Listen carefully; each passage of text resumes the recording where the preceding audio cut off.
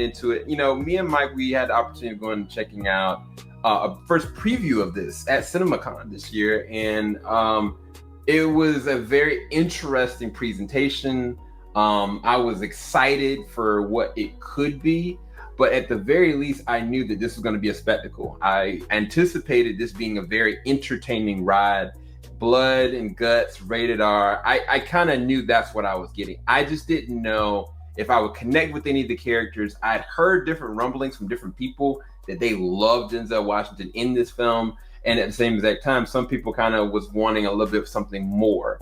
I think we are in between different threads with that, but we're going to unpack it for you guys and go beat for beat. This is not going to be a long review, but we will be very clear and concise, and this is a non-spoiler review. First thing I want to go and talk about the practical effects, the soundtrack, as well as the action. So I think the soundtrack was really freaking good. The soundtrack to me was one of the better soundtracks that Ridley Scott has adapted with any of the films he's had in the past 5 to 10 years, in my opinion. And I honestly think that as much as I think that they overexhausted a lot of CG in this, I did go back and research that a lot. Even the whole entire Colosseum, they actually built that thing out. It's actually a practical set, which is insane. The arena is actually real. And so, when you're seeing a lot of the fight choreography and things going on, whether it's like animals there, whether it's like different body parts and misrememberings going on, they do a really good job of keeping you entertained, and as well as they keeping the beat down when, especially if you're watching in Dolby. I think that the sound design is actually really well done as well. But I think that Napoleon had a really good sound design and cinematography as well. But what did you think about score, cinematography, set design, and honestly, the action itself?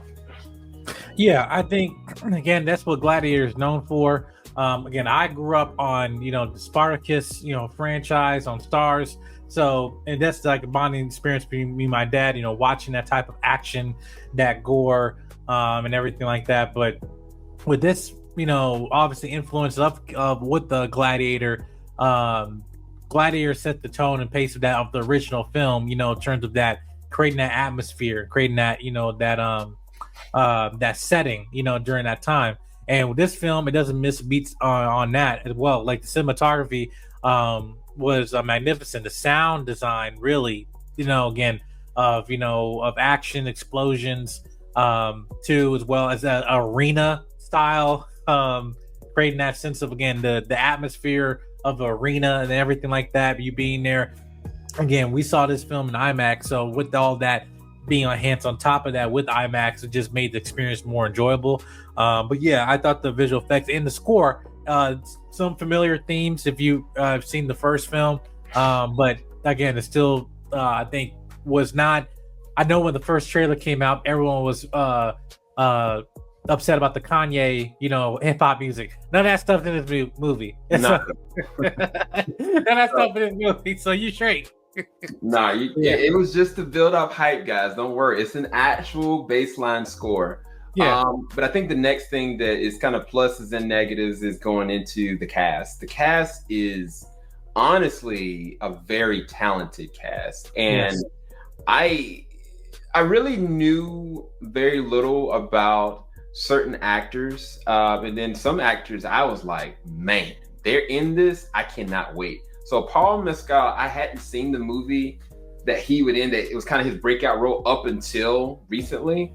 So I know that he's a great character actor. I know what Pedro Pascal can do, but I was kind of like, man, he's in everything. They brought Connie Nelson back for this role. Joseph Quinn is in this as one of the emperors.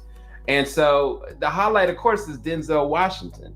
So there's great talent here. But did they all leave a lasting impact? And I think that's where there's a real question there. Unfortunately, some actors definitely did their thing, and other actors were kind of unfortunately forgotten in the pathways. Unfortunately, an actor like Fred Hechinger. Fred Hechinger plays opposite to Joseph Quinn. Joseph Quinn is one of the emperors that are in this that have very weird background that they kind of loosely kind of give you an explanation for. The twin brothers. Yeah. And he unfortunately and fortunately, does not leave a lasting impression. I don't think it's for him as an actor that he's bad or anything like that. It's just the way that his character is designed, it's not functional. Whereas somebody like Joseph Quinn, who's a great actor, every scene that he's in is great. And I feel like they didn't need both of the actors there. I think that they could have made something more streamlined. But I don't want to divulge too much. But Joseph Quinn, when he's there, is doing a very good job. Now, Connie Nelson being back, pure nostalgia. I love that. Like she's doing as good a job as she did before. But I think that the highlights are Denzel Washington and Pedro Pascal. Every scene they're in, whether it's an action scene, whether it's a dubious scene, like I think that they are stealing the show, even from the main actor, which is Paul Mescal. Paul Mescal, from a physicality standpoint, every action scene that he's in, you can tell he's doing it. Like he's nailing it. The unfortunate thing for me is I didn't get that invoking emotional connection and trigger with him that I did get with the original with Russell Crowe as Maximus. And it's weird because there's so much more foundation from which to feel something, but I just did not feel that from Paul. I actually felt a lot more from Denzel and Pedro's characters in Mercutius and Marcus, unfortunately, in this one. But what did you think about the actors, good or bad, in this one? Yeah, no, everything you said about that, I felt pertaining to Joseph Quinn and the other actor that played, both played twin brothers who are emperors. Honestly, they could have easily just combined those two characters in a way, and honestly, just go with Joseph Quinn and him playing another personality, what the other twin brother was exemplifying, because it's just like after again going through the plot of this, I thought it was a waste opportunity to fully let Joseph Quinn shine in that film, and no disrespect to the other actor that played his twin brother, because he played the role that he was given, and again, going to the rest of the cast too, again, you bring back nostalgia back from the first film, that was necessary compared to the main character, right? It made sense to bring her back, but also with new addition characters to Pedro Pascal and Denzel Washington. They were very, there wasn't the one note, character you were questioning, even from the marketing, like, hey, are these heroes? Are they villains? And then off rip, again, and it's just by the acting, like, we see Pedro Pascal in a lot of different media, but there's a reason for that, because he's good. Yep.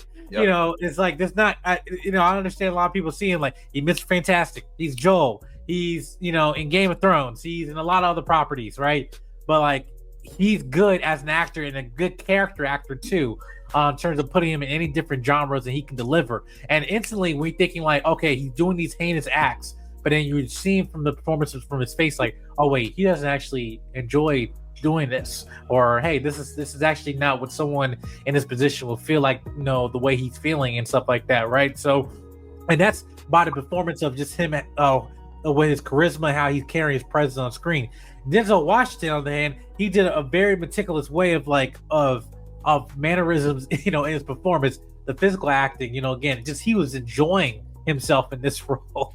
And you can see, and it was good as an audience member to see, because easily with these big franchises, they can easily just take a big name actor and throw him in a forgettable role and just have their name as a title in the trailer, in the credits, to say, hey, this Academy Award winning actor is in this movie, you should go watch it. Instead of, hey, here's this well-caliber actor in this role, playing this character that's very fleshed out and multi-layered in different ways, and it's a very good performance to watch on screen. That's how you utilize a actor with his caliber, because we've seen so many times with just other actors and other properties just be wasted, for cameos or whatever. No, he embodied this role, and anyway, it was interesting for me to watch this film again and just see how the journey from his character from the beginning of the film to the end. But yeah, I felt, again, the certain choices in this film, which we'll get into some of the negatives, is that I think pacing a lot, or things are probably were on the cutting room floor that kind of left some of these characters not being fully fleshed out in terms of how we felt after this movie was over. And I think I don't think is really a testament to any lackluster performance that was given. It's more of what they were given on screen, the editing, what was left on the cutting room floor, and what the character was actually written to be. Yeah, no, I think that was well spoken, because through the journey of this, again, this isn't a character that wants retribution. They want revenge, and you're kind of trying to figure out what that revenge entails. What is it that this person's after? What do they need retribution for? And a lot of times when you see the character up there, like, he's either very much so angry or very much so smiling, and it's you don't really get an intimate connection with him. One of the reasons why, and I think that the first movie felt grounded, as much as it's a good action film, it felt really intimate in a lot of different ways, because those small, subtle moments of you understanding who Maximus is, what the surrounding theme is, and also what the thing that he's trying to overcome. And it's like with this, you have a lot of exposition and things to kind of use, but unfortunately, the way that it works, unlike the first one, it is boom, boom, boom, boom, boom. Like, the pacing is very much so off. And it hurts, unfortunately, in my opinion, the story. The story itself, it kind of becomes like one note, this scene, one note, that scene. Great performance in this scene. Let's stop it because we got to go and beat the clock. And there are moments where, like, there's a really good scene with Denzel Washington and Connie, and it just all of a sudden it just stops and it transitions to a whole nother scene, and you kind of feel like, I feel like there's more there, or they maybe cut a scene. I did hear that there's a scene when Denzel Washington does something very interesting that did get actually deleted out and cut out. Denzel Washington said, he spoke about, like, this is probably one of the biggest films he's ever been in, and he loved and thrived a lot of different things about it. And I really do feel like you said it, Mike, that there are certain characters that suffer from the way that the pacing functions, because they become, unfortunately, one-note characters. They don't become like three-dimensional characters that you're supposed to gravitate to or connect with. And so it's kind of like, I actually was watching the film and I was like, man, this is rushing too quickly. I don't know if I care. I love the action. I love how this is going. I want to care about how this character is going to overcome this obstacle or not, or this death, man, this happened. I don't know if I have time to even think about it. You brought up Spartacus Blood and Sand. And again, this is a TV show versus a film, but every single episode of Spartacus Blood and Sand, when you watch it, when stuff goes on, you feel every single, like, if you think about the first episode of Spartacus Blood and Sand and what happens and everything he has to go through in that first episode, it's just like gut-wrenching, while at the same time you're like, conquer this, do this, don't compromise. Like, those different principles get lost because of the entertainment of how fast things are trying to go and pace through. And I really do think that does a disservice to how good this really could have been. If this was a 3.5 hour movie, I would have been fine with it, to be quite honest with you. I've seen longer movies in the past 96 hours, and I really do think that if this was a little bit longer and touched up better to allow the characters to breathe, as opposed to just trying to be an action movie, I think that this could have been something very intimate and really intentional. And unfortunately, that's not what this is. But Mike, what did you think about the story, the pacing, and your perspective on the process, how this was done? Yeah, I enjoyed, like, and then filming, I enjoyed myself because I think was I entertained? Yes, I was entertained. But I think as I would keep looking at you, I was like watching the film, it's like, one thing happened and another thing happened, and I'm just like, man, like, and it's more like, I know we're in this more barbaric time where, like, anything can happen, where someone can get shot in the bow and arrow and whatever, explosion or death happens and stuff. But you're sitting here, and I'm just like, I don't have time to actually just kind of just let the story play out. And I mean, like, to breathe. It's almost like it kind of suffocates a few times because it's like, oh, here's the next scene, here's the next stage transition, like, you know what I mean? Like, so it'd be like that. Like, oh, now this character turned, this character gets off, and now this character gets promoted, and then this round gets fighted. It's like, I understand it's playing beat by beat of a regular film and stuff, right? That you are common with, and then even moments that literally are predictable, right? Like, I literally was like, oh, yep, this character's going. Yeah. Oh, yep. What'd you say? Oh, okay, character's gone, and it's predictable. And I don't think there was a moment I was shocked, other than how things were executed. like a death or anything. That was like, oh, that was surprising, but not like, oh, like I saw that coming. Yeah. This movie's predictable. That and then, but I don't think the me being predicting the things that are happening in this film made it kind of taking the enjoyment away from it, because I still like watching these action scenes and everything, but it's very much just similar to the first film and stuff. So it's like, hey, if you enjoy the first film in terms of the action and really didn't care much about the plot, just here just for the ride, yeah, then this is an entertaining film. But for me, I also like to have not meaningless action without story, because I think action with story backing behind it makes it even greater. The emotional element can actually take a scene to new heights and stuff like that if you just have good writing behind a action scene, right? And unfortunately some of these scenes you do have that, but then most of them it's just more okay, here we go. So and that is unfortunate, but I think that now I also think that's tied to Ridley Scott, because again, it's not uncommon for him to do this if you know Ridley Scott films. So that's where I'm like, is it surprising? No, it was predictable. Yeah, I think that the word that we're trying to use is substance. There's not this really good feeling of substance with a lot of this, unfortunately. And I think if it was, it's weird. There's different movies that's come out recently, right, from him. Like Napoleon, like it really felt really boring. And it was like, maybe that would have better served the opposite of more of an action base. Then there's like a movie like The Last Duel with, an amazing cast, very well acted, very well like done as far as substance, but nobody remembers it. And it's like this, I really feel like there wasn't any relationships in this film that I actually really truly cared about. There were character motivations, there were actions, there were like, admirable things happening and horrific things at times happening. But I didn't really care about any of the relationships in this. And that's unfortunately the worst thing that I can say my impression about the film. I wanted to care about certain relationships, and they kind of feel like sand. They feel like loose sand. I hate to say that and use that as a metaphor, but it feels like I'm picking up something and it's just sand slipping through my fingers. I feel like this film could have actually been great. I think that there's something there that just didn't happen. I'm not sure if it was because of budgeting or time, or that was just a choice from Ridley, but I do think that there are certain things that he does as far as directing that are really well done. I do think it was a touch more of CG than it didn't need.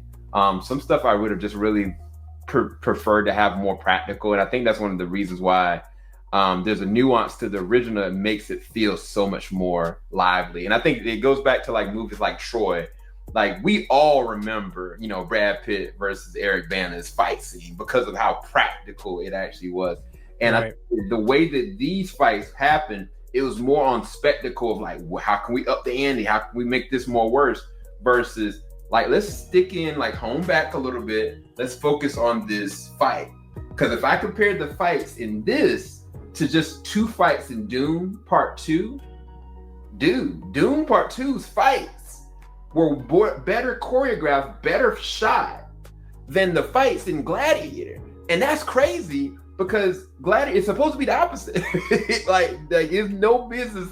Doom Part 2's fight scenes, which is very limited, I think it's maybe 3 fight scenes, were way more emotional and electrifying and well shot than some of the ones, because there was a lot of times it was skipping through some of the action scenes. Again, I don't want to dump on the film because I do think it's a very entertaining ride. It just unfortunately feels like it's sand through my hands. If I had to give it a final thought, I think that the acting from Denzel Washington, Pedro Pascal, Joseph Quinn was amazing. I think that Paul Mescal does a great job with what he has, and I think his physicality, it definitely commands a lot. He's definitely going to go places. Unfortunately, as far as the pacing, it just was not paced the way that it should have been. And I think if it would have been stretched out a little bit longer and taken a little bit more time to breathe, it would have given the substance that we actually wanted from this one. So I think I'd rest this at a C+. It may barely get to a B-. I'm really thinking a C+ right now. I think it's definitely something I would say you should go and check out, if not something from entertainment value. And then also there's certain ties to the first one as well that I think are really cool, but it's not as good as I hoped it to have been.